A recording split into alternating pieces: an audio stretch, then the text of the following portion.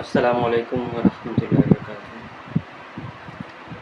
آئے ایک بیان ہے چھوٹا سا، اس کو سنتے ہیں، اس کو سن کر سمجھنے کی کوشش کریں۔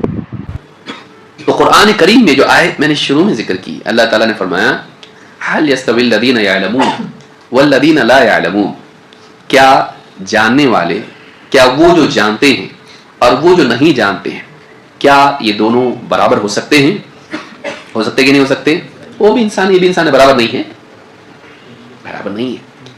انسان ہونے کے اعتبار سے تو دونوں کا ایک وصف مشترک ہے، لیکن علم کی وجہ سے ان کا مقام دوسروں کے مقابلے میں بڑھ گیا۔ دونوں برابر نہیں ہو سکتے ہیں مقام کے اعتبار سے، دونوں برابر نہیں ہو سکتے ہیں ذمہ داری کے اعتبار سے، دونوں برابر نہیں ہو سکتے ہیں مسئولیت کے اعتبار سے، حساب کے اعتبار سے، اجر و ثواب کے اعتبار سے برابر ہو سکتے نہیں۔ عالم اور غیر عالم، ان کا مقام برابر نہیں ہو سکتا ہے۔ اللہ کے نبی صلی اللہ علیہ وسلم نے فرمایا، اصل میں یہی تمہید ہے آگے جو میں بولنے جانے والا ہوں، آگے اگلے درس میں مطلب ہے، فضل العالم علی العابد کفضل علی ادناکم، عالم کی فضیلت تم میں سے ایک ادنا شخص پر ایسی ہے جیسے میری فضیلت، یعنی عالم کی فضیلت ایک عابد پر ایسی ہے جیسے میری فضیلت تم میں سے ادنا شخص پر۔ بتائیے عالم کی فضیلت کس پر؟ عابد پر۔ کہ ایک عالم ہے، یہ مطلب نہیں کہ عالم جو عبادت نہیں کرتا اور عابد جو عالم نہ ہو، یہاں یہ نہیں بولا جا رہا ہے، عالم خود عبادت گزار ہوتا ہے۔ اس لیے میں نے شروع میں جو عالم کی ڈیفینیشن بتائی، اس میں ایک چیز بتائی تھی، تقوی، کہ اللہ کی شریعت کا، اس کی حدوں کا لحاظ رکھتا ہو، اللہ سے ڈرتا ہو۔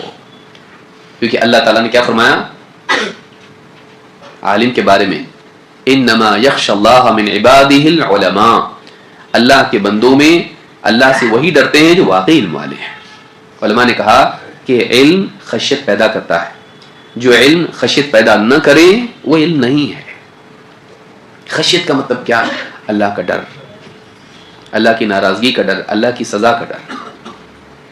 کہ جس کے دل میں اللہ کا خوف نہ ہو، ایسا آدمی عالم نہیں کہلا سکتا ہے۔ عالم واقعی وہ ہے جو اللہ سے ڈرنے والا ہوتا ہے۔ کیوں؟ کیونکہ علم سب سے بڑی چیز جو ایک انسان کے دل میں پیدا کرتا ہے وہ یہ کہ اللہ عظیم ہے، اللہ دیکھ رہا ہے، اللہ سن رہا ہے، اللہ جانتا ہے، اللہ قدرت رکھتا ہے، اللہ انعام دیتا ہے، اللہ سزا دیتا ہے، اللہ سے بھاگ نہیں سکتے ہیں، اللہ حساب لینے والا ہے، سب کو لوٹ کے اللہ کے پاس جانا ہے، اللہ ہر چیز پر قادر ہے، اللہ سے فرار ممکن نہیں ہے۔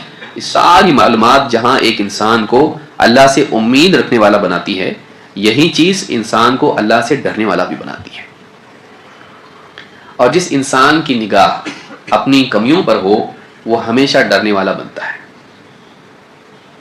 امتحان میں پڑھائی کر کے بھی گئے تو کیسا ہوتا؟ کچھ ایسا سوال تو نہیں آ جائے گا جو میں نہیں کیا تیاری اور نہیں لکھ پایا تو امتحان میں جانے والا تیاری کر کے بھی جاتا ہے، لیکن نام لکھتے وقت ہاتھ کانپتے رہتے کہ نہیں؟ ڈر رہتا ہے اس کو ڈر رہتا ہے، اگرچہ وہ تیاری کر کے گیا ہے لیکن اندیشے اس کے دل سے چمٹے رہتے ہیں۔ دل میں ایک قسم کا ڈر رہتا ہی ہے، کتنا بھی ایکسپرٹ ہو آدمی، اس کو ایک ڈر رہتا ہے۔ کیوں؟ کیونکہ اس کی نگاہ اپنی کمی پر رہتی ہے، وہ جانتا ہے کہیں نہ کہیں ہو سکتا ہے مجھ سے کمی رہ گئی ہو۔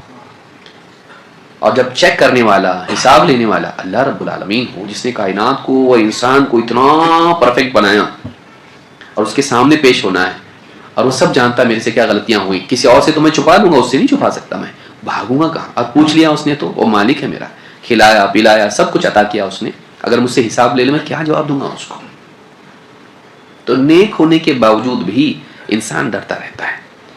تو جس قدر اللہ کی معرفت انسان کو ہوتی ہے اسی قدر اللہ کی عظمت دل میں پیوست ہوتی ہے، اور اللہ کی عظمت کے ساتھ ساتھ جب انسان اپنی کمیوں کو دیکھتا ہے تو ڈر اور بڑھ جاتا ہے، ڈر اور بڑھ جاتا ہے۔ یہ جو ڈر ہے یہ عالم کو زیادہ ہوتا ہے۔ کیوں؟ کیونکہ اس کو اللہ کی پہچان دوسروں سے زیادہ ہوتی ہے، کیونکہ اس کے پاس علم اللہ والا ہے، اور دوسروں کے مقابلے میں وہ اپنے آپ کو تولنا زیادہ بہتر طور پر جانتا ہے، کیونکہ اس کو ترازو اصل معلوم رہتی ہے۔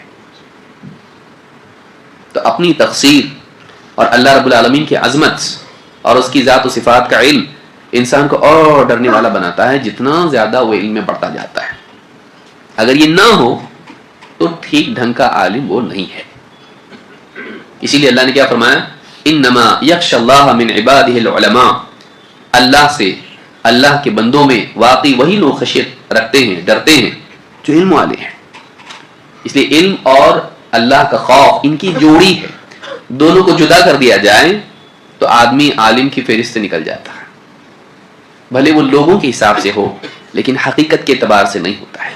تو آپ لوگوں نے سنا علماء یا ہمارے جو دین کے رہبر ہیں وہ کون ہوتے ہیں۔ صرف ڈگری ہونا کافی نہیں ہوتا، اس کو جو علم حاصل کیے ہیں اس کو عمل میں لانا بھی ضروری ہے، تبھی وہ علماء کہلائیں گے۔ ہم میں سے بہت سے لوگ ہیں، دیکھتے ہیں کچھ عالم ہیں، ادارہ سے علم حاصل کیے ہیں، ڈگری ہے ان کے پاس مولوی کا، مولانا کا، لیکن عمل میں پیچھے ہیں۔ حافظ ہیں اسی طرح، وہ بھی عمل نہیں کر رہے، تو انہیں کو دیکھ کے بہت سے لوگ کہتے ہیں انہیں عالم ہی نہیں کر رہے ہیں تو ہم لوگ کیوں کریں۔ تو آپ لوگ اس سے سمجھ گئے ہوں گے کہ عالم صرف ڈگری حاصل کرنے سے نہیں ہوتا ہے، اس کو اپنے عمل میں بھی لانا ضروری ہوتا ہے۔ اور صرف عالم کا ہی نہیں، ہم کسی کو بھی سمجھیں، اور پھر بھی اگر پولیس کو ہی دیکھیں، بہت سارے کرپٹ پولیس ہیں نا ہمارے معاشرے میں ہیں، جو ایک ایماندار پولیس نہیں ہے، تو ان کا مثال دے کر ہم بے ایمانی کریں، چوری کریں، یہ صحیح نہیں ہوگا۔ قانون ہے اسی کے حساب چلنا ضروری ہوگا، جو قانون ہے اسی کے حساب سے چلنا ہمیں ضروری ہے۔ ہم کسی کرپٹ انسان کو، کسی بے ایمان انسان کو، بھلے ہی وہ منصب والا، عہدہ والا ہو، تو اس کو دیکھ کے ہم بے ایمانی نہیں کر سکتے۔ ہمیں دیکھنا ہوگا سچ کیا ہے، حق کیا ہے، ستیہ بات کیا ہے، اسی کے حساب سے ہمیں چلنا چاہیے۔ چاہے سامنے والا کوئی بھی ہو، اگر وہ قانون کے خلاف ہو یا شریعت کے خلاف ہو کام کرتا ہے تو اسے نہیں دیکھا جائے گا، یہ دیکھا جائے گا کہ صحیح بات کیا ہے۔ اگر کوئی قانون کے یا شریعت کے خلاف کام کرتا ہے تو سزا اسے بھی ملے گی، چاہے وہ کوئی بھی ہو، بلکہ ہو نہ ہو اسے اور بڑھ کر سزا ملے گی، کیونکہ وہ اس چیز کا حفاظت کرنے والا تھا۔ پولیس خود نیموں کا پالن کرنے کو زور دینے والا ہے، لا اینڈ آرڈر کو مینٹین کرنے والا ہے۔ اگر وہی مینٹین نہیں کرے گا، وہ خود اس کے خلاف کام کرے گا تو اسے دگنا سزا ملے گا۔ اسی طرح علماء بھی ہیں، اگر عمل نہیں کرتے ہیں تو وہ اپنا جانے، لیکن ہمیں اپنا خیال رکھنا چاہیے کہ مجھے اپنا حساب دینا ہے، عالم اپنا حساب دیں گے۔ تو ہم غور فکر کریں، اپنے اعمال کا جائزہ لیں، اور علماء کون ہیں، عالم کون ہوتے ہیں، ان کو پہچانیں۔ السلام علیکم ورحمۃ اللہ وبرکاتہ۔